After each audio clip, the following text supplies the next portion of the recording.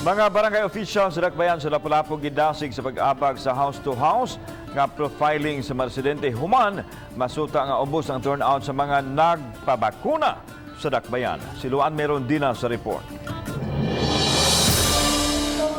Sa tigom ganihang buntag, uban sa mga barangay officials, gipasabot ni Dr. Mary Jean Loreche, spokesperson sa DOH-7 ug consultant sa Vaccination Board sa Lapu-Lapu City, ang kamahinungdanon sa pagpabakuna.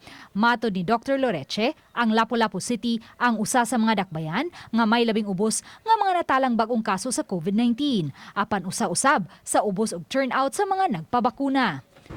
Sa kasamtangan, anaa sa 400,000 ang kinatibuk ang populasyon sa Dakbayan sa Lapu-Lapu. Ug matod sa DOH, gikinahanglang mabakunahan ang 70% niini o ang 280,000 kanila. Sa pagkakaroon, kapin sa 1,000 pa lang ang mga fully vaccinated. Sa data nga nahipo sa DOH-7, sukad gisugdan ang vaccination niadtong tunga-tungang bahin sa Marso, 3,189 pa lang ang nakadawat sa first dose, samtang 1,281 pa lang usab ang nakakumpleto na sa duha ka dose. Wala gani makaabot og 1% sa target nga 280,000 ka mga individual nga bakunahan. Subay niini, nahukman sa Dakbayan nga inay online ang profiling o pagpa-pre-register himuon na kining house-to-house. Pinaagi sa abag sa mga barangay officials, iapod-apod kining mga COVID-19 profiling forms ngadto sa mga residente. Una niini, gitahasan na usab ang mga daycare teachers sa pag-abag sa COVID-19 profiling. Not all na ay internet, not all doon ay Facebook.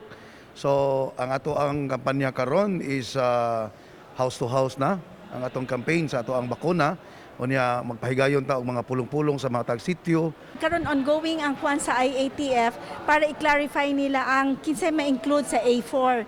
So with that already, when the national government comes out with the A4, that means nga ready na atong master list kay musunod naman dayon na ang mga other members of the society.